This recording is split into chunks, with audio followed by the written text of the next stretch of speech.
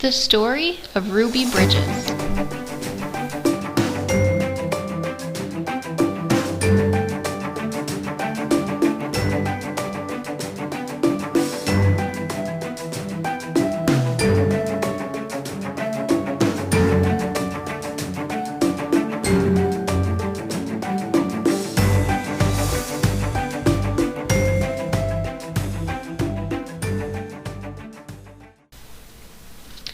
On September 8, 1954, in Tylertown, Mississippi, Abon and Lucille Bridges had their first daughter, Ruby.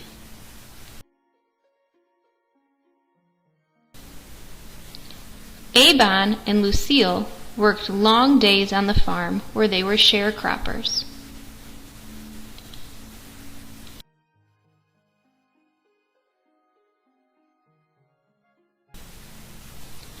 By 1959, Abon and Lucille were tired of working on the farm, and they wanted to provide better opportunities for their growing family. They decided to move to New Orleans, Louisiana. When they moved to New Orleans, Ruby started kindergarten at an all-black school. The school was miles away from her home. At the end of kindergarten, Ruby was one of 6 African American girls given the opportunity to attend an all-white school if she could pass a psychological and educational test. Lucille wanted Ruby to take the test and have a chance at a better education, but Abon was worried about the safety of his family.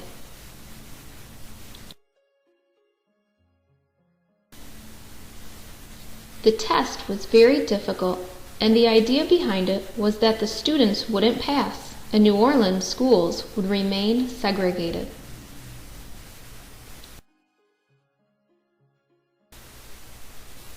Ruby passed the test, and her parents decided to send her to an all-white elementary school 5 blocks away from their home. Ruby would be the only African American student to attend the William Frantz School, and the first black child to attend an all-white elementary school in the South. Ruby's father was very worried about how she would be treated at school. On November 14, 1960, federal marshals escorted Ruby into her new school. Large crowds of people gathered outside of the school and were yelling and throwing objects at Ruby and her mother. Ruby spent her first day in the principal's office. No classes were held because all of the white children stayed home that day. Ruby was terrified. Her first few weeks of school, Ruby was met with many challenges. The white people made it very clear that she wasn't welcome. Many of them were still keeping their children at home and not allowing them to attend school with Ruby. Ruby's family also suffered greatly. Her father was fired from his job, her grandparents were forced off the land they sharecropped, and the family was even banned from the grocery store. Ruby was so upset by how people were treating her that she started having nightmares and stopped eating at school. There were even times when she was found in the janitor's closet hiding. Ruby had one teacher, Mrs. Henry, who was very kind to her. Mrs. Henry ate lunch with Ruby and helped her with her studies. Mrs. Henry was Ruby's only friend at William Frantz Elementary. Because Ruby was having such a difficult time at school, she started seeing Dr. Robert Coles. He was able to help her through these hard times. When Ruby started 2nd grade the following year, things started to get better. Many of the white children returned to school, and several people in the community started showing their support for Ruby and her family. One man gave Ruby's father a new job.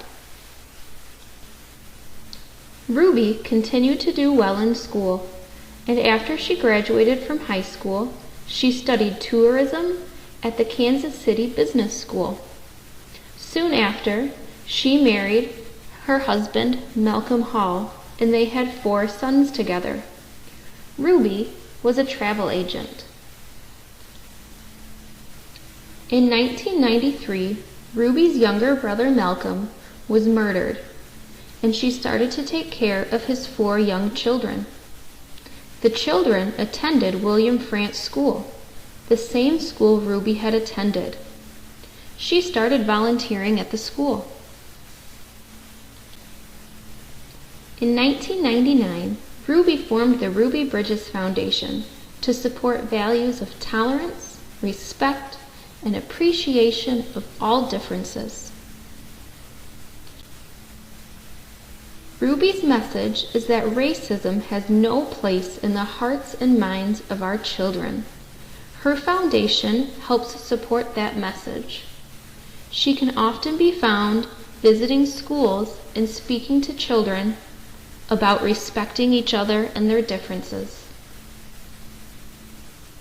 On July 15, 2011, Ruby visited the White House and met President Barack Obama. While they were looking at the Norman Rockwell painting of federal marshals escorting Ruby into school, President Obama said, "I think it's fair to say that if it hadn't been for you guys, I might not be here and we wouldn't be looking at this picture together." Ruby Bridges was a very brave little girl who inspired people with her courage and helped change our country forever.